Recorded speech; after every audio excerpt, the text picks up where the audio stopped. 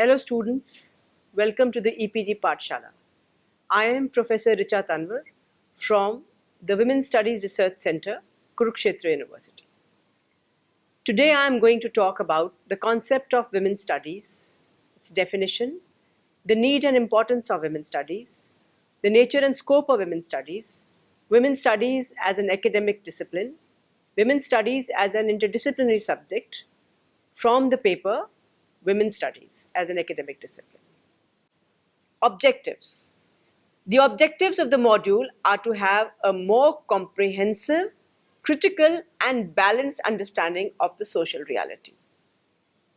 To explain the socio-historical, cultural, economic, and political reason for women's subordination. Women's studies is arguably the most revolutionary new field of intellectual inquiry of our current age. In its simplest form, women's studies brings all of women's experiences under the scholarly microscope, subjecting it to the most advanced scientific methods available.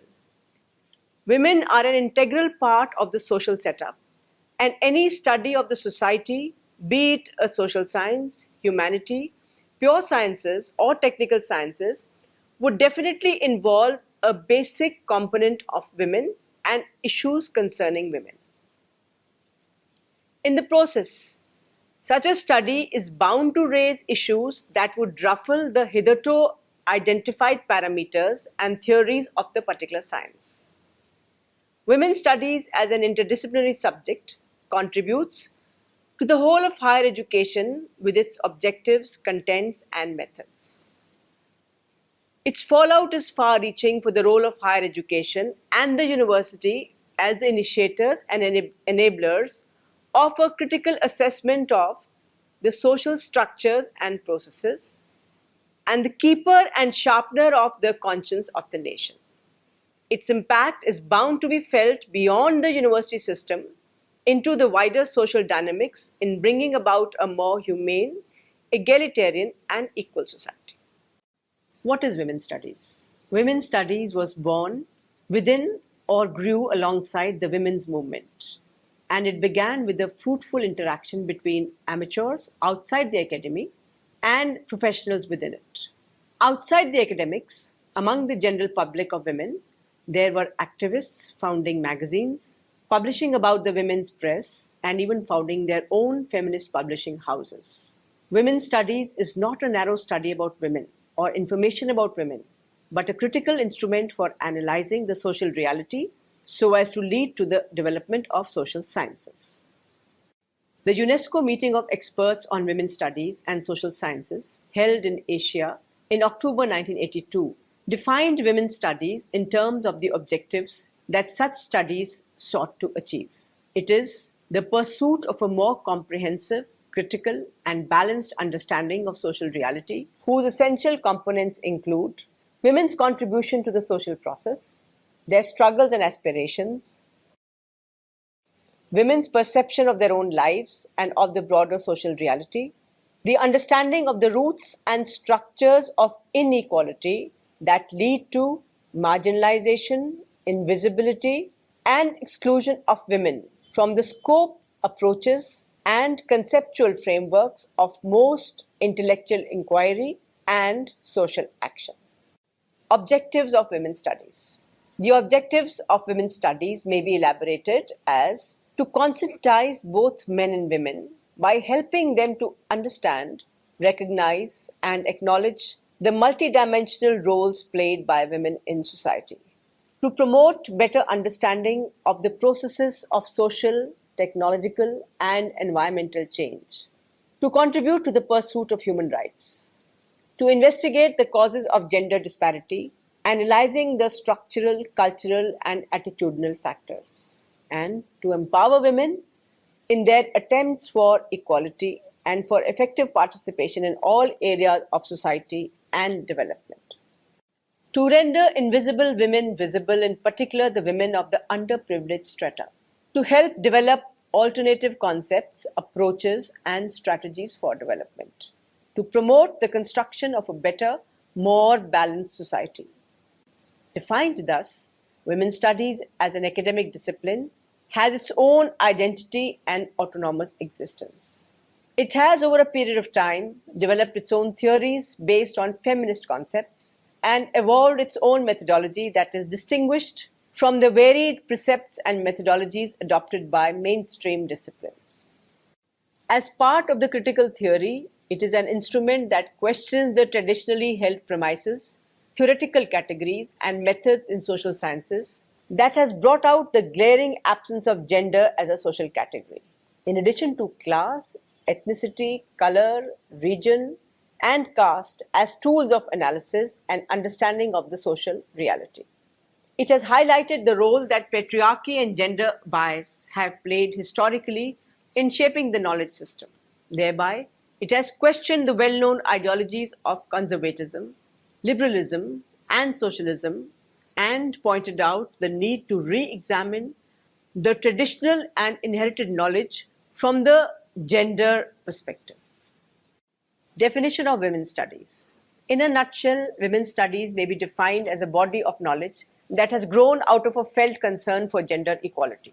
Rooted in feminism, women's studies seeks to explain the socio-historical, cultural, economic, and political reasons for women's subordination.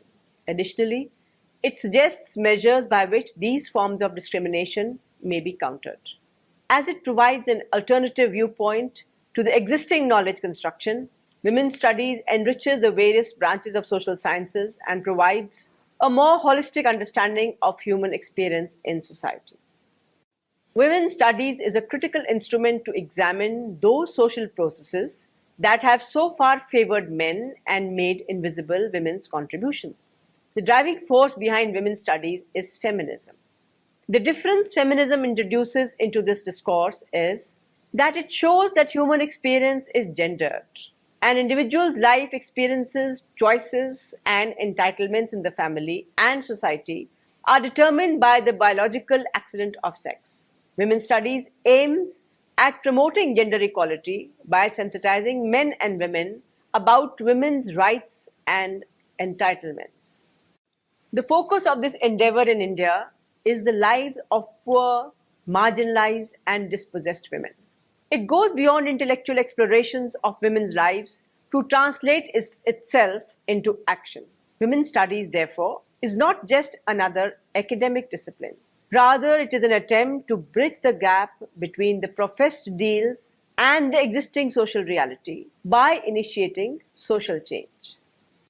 Concepts describing the historical situation of women. Oppression of women is the term commonly used by writers and thinkers and by feminists. The term oppression means forceful subordination, and it has also been used to describe the subject condition of individuals and of groups, such as in class oppression or racial oppression or caste oppression. Subordination of women has distinct advantages over oppression. Subordination does not have the connotation of evil intent on the part of the dominant group. It allows for the possibility of collusion between him, her, and the subordinate. It includes the possibility of voluntary acceptance of subordinate status in exchange for protection and privilege, a condition which characterizes so much of the historical experience of women and also part of the patriarchal structure of society. Deprivation has the advantage of being objective, but it has the disadvantage of making and hiding the existence of power relations. The rationale for women's studies and its growth. In the first days of women's studies, several issues were key to laying foundations and shaping debates. The first was posed in Simone de Beauvoir's The Second Sex in 1949, arguably the most influential book about women written in the 20th century. The Second Sex asked, "What is a woman?" No one, the author claimed, would ever ask a similar question about men, nor would anyone really be puzzled about men's wants and desires. That was because men were taken to be the norm, the unquestioned human type, the universal category by which all else was measured. In contrast, women were the non-norm, the opposite and the other. Women as the other lived in an unfree state following the dictates of nature to reproduce. The other, as a concept, became foundational to early women's studies and other fields such as post-colonial and cultural studies. Betty Friedan, The Feminine Mystique in 1963, picked up on de Beauvoir's question. It described the dwindling intelligence of women who stayed at home to be housewives and mothers. Her contention was that middle class women's IQ actually dropped over their life course in the home because it was based on interviews with her college classmates and on statistical studies done of similar women. Moreover, Friedan claimed women who should have led sparkling lives of creativity that enhanced society questioned the banality of their existence. Is this all? She found them repeatedly asking. A woman was a trapped housewife. Women's studies has its roots in the women's liberation movement of the 1960s. The 1960s was a period of widespread protests. Participating in these various civil rights movements, women gained political experience. They also realized that none of the existing systems of progressive thought, which affirmed the values of freedom, justice, and equality, addressed the question of women's subordination and marginalization. The underlying assumption being women's subordination is biological and determined by the natural order. The issues of justice, equality, and liberty are the concerns of the public sphere, that is, the realm of politics, economy, and the military. These issues mediated the relationship of the individual or group with the state. Nevertheless, within this political discourse on the relationship of the individual with the state and society, the issues pertaining to man-woman relationships in the private sphere of the home were left out. Participation in these movements, nonetheless, enabled women to gain political experience. Women formed separate collectives and consciousness-raising groups in which they explored their life cycle experiences. Gaining insights about the existing processes which denied women their rights, they began to question the accepted theories. Domestic violence, for instance, they realized, was not an individual problem or an aberration of the existing social reality, but rather an expression of the power relationship that existed between the sexes. Therefore, instances of domestic violence could no longer be dismissed as sadomasochist relationships in which women participated, for such explanations tantamounted to blaming the victim.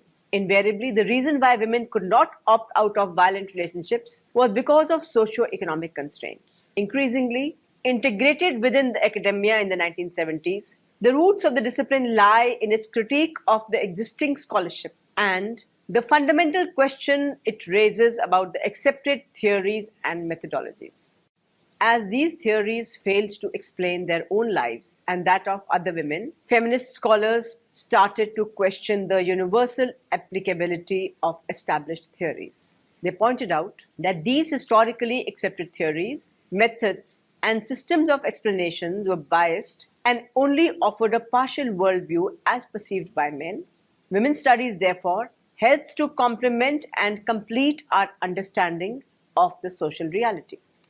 Committed to tolerance and non-hierarchical modes of generating knowledge, it has no set rules and procedures. It consists of a set of open-ended questions about women and society. This explains the gender diversity of theories and explanations that have developed about women's lives. Since its recognition as an academic discipline in the early 1970s, women's studies has evolved in many directions.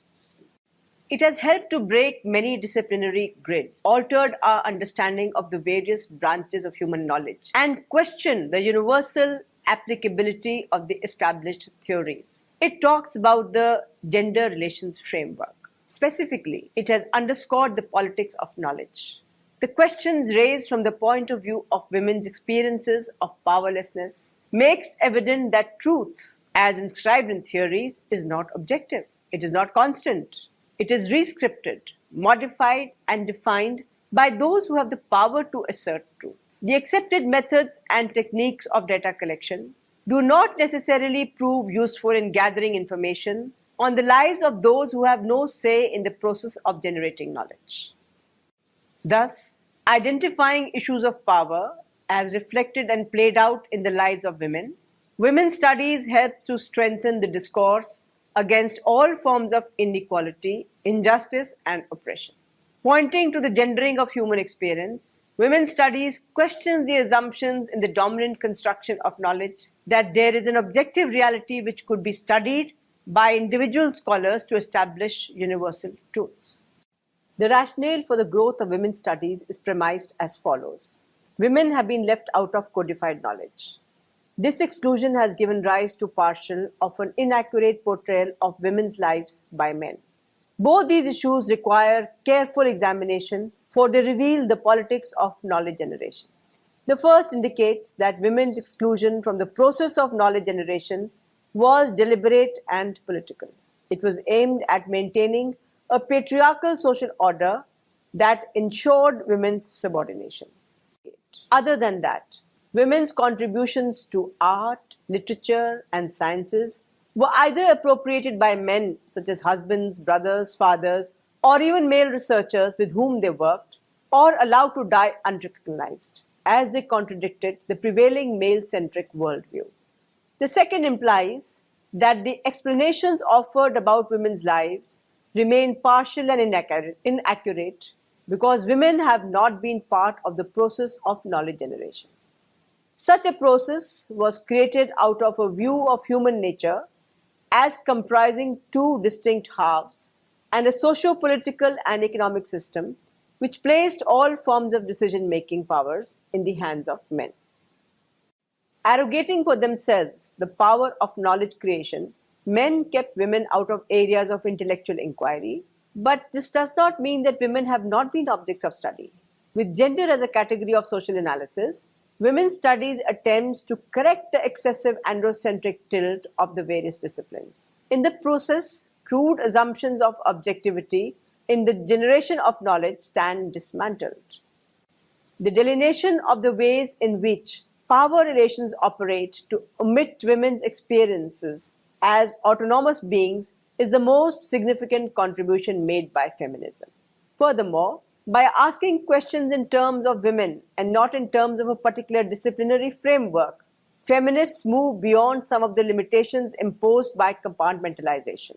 It lays the groundwork necessary for a more holistic and egalitarian basis of knowledge production. Feminist perspectives on interdisciplinarity. Another characteristic feature of women's studies is that it is an interdisciplinary subject. Women's studies, women's lives cannot be split up into separate, mutually exclusive halves without endangering the purpose of social research, which in this case is to understand the visible and the invisible indicators that influence women's lives. It uses collective modes of production of knowledge and non-conventional sources. For instance, in trying to reconstruct women's history, one is forced to rely on non-documentary sources. And that is because women's lives and experiences have not been discussed in the official accounts of the past. Therefore, while women's studies draws upon the existing knowledge, base, and methodologies, it does not exclude the more non-conventional methods.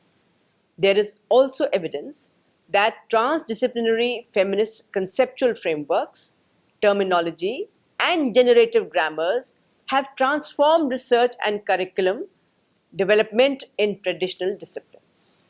This is because women's lives and experiences have not been discussed in the official accounts of the past. Therefore, while women's studies draws upon the existing knowledge base and methodologies, it does not exclude the more non-conventional methods. There is also evidence that transdisciplinary feminist conceptual frameworks, terminology, and generative grammars have transformed research and curriculum development in traditional disciplines. The insistence by pioneers of the women's studies that women's lost contributions of history and literature be recovered, and that the historical and literary canons and critical schools of thought be redesigned in light of this recovery, has been replicated in other fields such as art and music. These developments may add women and stir, but they still represent important new data points for disciplinary revision. In psychology, for example, transdisciplinary gender considerations have infused definitions of individual identity and mental health with a social analysis. From the standpoint of women's experiences, critical questions are posed to social science theories. In economics, for instance, the concept of work is questioned. This question underscores the ways in which a patriarchal society dominates and controls women's reproductive and productive labor. Further, as proper conceptual tools have not been evolved to measure women's contribution to the survival of the household, it does not get computed as work in the GDP. The various tools of data collection exclude many women from the economically active population on the assumption that women have no economic activity. In sociology, for instance, prescriptions of ideal gender relationships are treated as descriptions of the social reality. These descriptions rarely correspond with women's lived experiences. The inexplicable question is that if the aim of social sciences is to understand and faithfully depict people's lived experiences, why do these explanations about women's lives remain so far removed from reality? To give an example of the revolutionary potential of women's studies, in the reconstruction of history is by a study by Uma Chakravarti. By questioning the basis on which assumptions were made about women's high status during the Vedic period, Chakravarti discovered that it was premised on meager evidence, from literary references to women as co-partners of their husbands in the performance of the Vedic sacrifices. It did not take into account important considerations such as decision-making powers, autonomy, access to and control over resources. Further, examining the underlying compulsions of such a historical construction, she underscored, as also has been done by other feminist historians, the complex interaction between the colonial discourse on India and the response of the nationalists. As many feminist scholars pointed out, women's issues were discussed in the 19th century on a scale never seen in any of the earlier phases of Indian history. Among the reasons which triggered this social reform movement may be cited the colonial discourse on India. The colonial state and the missionaries often exaggerated accounts of sati, female infanticide, and ascetic widowhood practiced among the upper class Hindus as indication of the general backwardness of India and to justify colonial rule. Introduction to Women's Studies in Indian Universities. The discipline got its official sanction from the international community when, based on the recommendations made at the World Conference held at Mexico in 1975, the United Nations declared 1975 to 85 as the International Women's Decade and adopted a world plan of action to establish gender equality. This decision of the United Nations was backed by the various international documents on human rights, which recognized the equality of men and women. Among them may be mentioned the Universal Declaration of Human Rights in 1948, the International Covenant of Civil and Political Rights, and the International Covenant of Economic, Social, and Cultural Rights. This was coupled with the discovery of the low status of women in various parts of the world. Recognizing the negative impact of development on gender equality, the World Plan of Action called for research, investigation, documentation, and analysis into those processes in society that create structures of gender inequalities. Since then, similar assertions have been made in various other conferences, the most recent one being the Beijing Conference in September 1995, followed by Beijing Plus conferences. In India, the National Committee on the Status of Women was set up in 1974 to examine the status of women in this country and their problems. The findings of the committee came out in the form of a report known as Towards Equality, Status of Women in India, 1976. It showed far beyond the most pessimistic prediction the dismal condition of women's lives. The report expressed concern for the adverse proportion of women in the population, their low life expectancy, the declining sex ratio, higher mortality rate, and the declining work participation rates. These trends were seen as contrary to the stated goals of our society as expressed in the Constitution of India. The report also identified the many false and mythical notions regarding women's roles and conditions that have influenced plans and policies as well as their implementation in the last few decades. The reasons attributed within the report for women's low status was both ignorance and attitudes. For example, despite the admitted heterogeneity of the Indian society, there has been a tendency to regard women's position and problems from the standpoint of the middle class, particularly the urban middle class. Instruments of change designed through legislation, executive action, and communication tended to ignore the differences among women and also the contradictory impact of the process of development on their lives.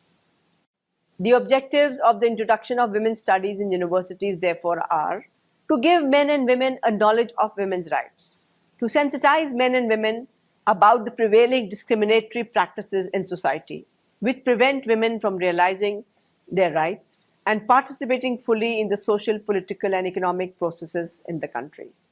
To counter all forms of reactionary processes for looking at society from the viewpoint of gender, it makes evident the aggressive social and political processes which create and reinforce other structures of inequality such as class and caste.